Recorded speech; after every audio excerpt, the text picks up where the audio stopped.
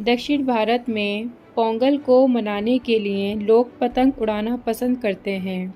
कुछ समुद्र तट पर पतंगबाजी करने का आनंद लेते हैं। लोग ट्यूबलाइट को तोड़कर उसे पीसकर चावल के पानी के साथ मिलाकर पतंग के धागे पर लगाते हैं, उसको पैना करने के लिए, ताकि दूसरों की पतंग को काट सकें। पतंगों को अलग अलग तरीके से सजाया जाता है। किसी में फिल्म स्टार्स और कार्टून की छवियां भी होती हैं। 15 अगस्त 1947 को $1 के बराबर था और सोने का भाव 88 रुपये 62 पैसे प्रति 10 ग्राम था। और तो और 15 अगस्त के दिन ही वीर चक्र को मान्यता दी गई थी। 15 अगस्त 1972 को भारत में डाक पिन, जो कि 6 अंकों का नंबर होता है, उसकी शुरुआत की गई थी। और 15 अगस्त 1982 को इंदिरा गांधी के भाषण के साथ भारत में टीवी पर रंगीन प्रसारण की शुरुआत हुई थी। भारत की उपमहाद्वीप के सीमा चौकी पर 17वीं शताब्दी के दौरान कुछ यूरोपियन व्यापारियों द्वारा प्रवेश किया गया था और अंत में ब्रिटिश ईस्ट इंडिया कंपनी ने भारत को विशाल सैनिक शक्ति के कारण गुलाम बना लिया था। 18वीं शताब्दी तक भारत में अंग्रेज़ों ने अपना आधिपत्य स्थापित कर लिया था। देखा जाए तो 1857 में ही अंग्रेज़ों के खिलाफ भारत में स्वतंत्रता क्रांति की शुरुआत हो चुकी थी।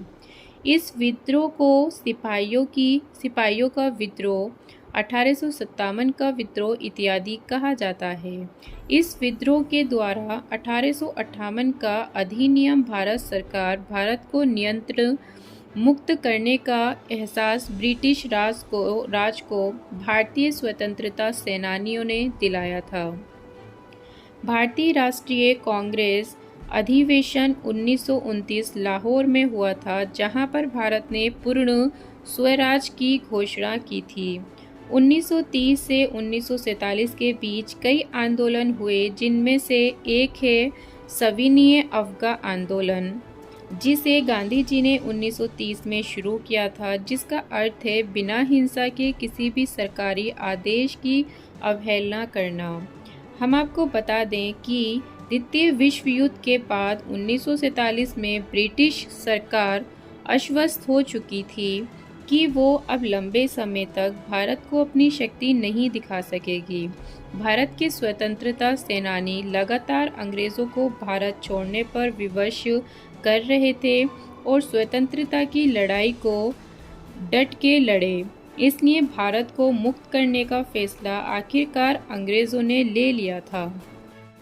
ऐसा कहा जाता है कि वर्तमान राष्ट्रीय ध्वज का पहला संस्करण 1921 में बेजवाड़ा में पिंगली वेंकव्या द्वारा बनाया गया था। ये 2 रंगों से बना था, लाल और हरा, जो कि 2 प्रमुख समुदायों और प्रतिनिधित्व करता है। गांधी जी ने भारत के शेष समुदायों और राष्ट्र की प्रगति का प्रतीक बनाने के लिए एक सफ़ेद पट्टी पे चरखे को जोड़ने का सुझाव दिया था। पूरे हफ्ते काम करने के बाद हम सभी को संडे का इंतज़ार रहता है, क्योंकि संडे को सभी दफ्तर, स्कूल, कॉलेज बंद रहते हैं। पर क्या आपने कभी सोचा है कि संडे को ही क्यों भारत में सार्वजनिक अवकाश के रूप में मनाया जाता है? किसकी वजह से संडे को अवकाश के रूप में घोषित किया गया था? आइए हम संडे को छुट्टी के दिन के रूप में घोषित किए जाने के पीछे के कारणों का पता करते हैं। जब भारत में ब्रिटिश शासन किया करते थे, तब मिल मजदूरों को 7 दिन काम करना पड़ता था। उन्हें कोई भी छुट्टी नहीं मिलती थी। हर रविवार को ब्रिटिश अधिकारी चर्च जाकर प्रार्थना करते थे, परंतु मिल मजदूरों के लिए ऐसी कोई परंपरा नहीं थी। उस समय श्री नारायण मेघाजी लोखंडे मिल मजदूरों के नेता थे। उन्होंने अंग्रेज़ों के सामने साप्ताहिक छुट्टी का प्रस्ताव रखा और कहा कि 6 दिन काम करने के बाद सप्ताह में 1 दिन अपने देश और समाज की सेवा करने के लिए भी मिलना चाहिए। इसके साथ ही उन्होंने कहा कि रविवार हिंदू देवता खंडोबा का दिन है। इसलिए भी संडे को साप्ताहिक छुट्टी के रूप में घोषित किया जाना चाहिए। लेकिन उनके इस प्रस्ताव को ब्रिटिश अधिकारियों ने अस्वीकार कर दिया था, परंतु लोखंडे ने हार नहीं मानी और अपना संघर्ष जारी रखा।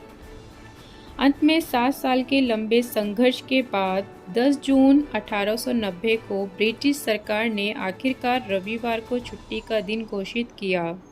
हैरानी की बात यह है कि भारत सरकार ने कभी भी इसके बारे में कोई आदेश जारी नहीं किया है।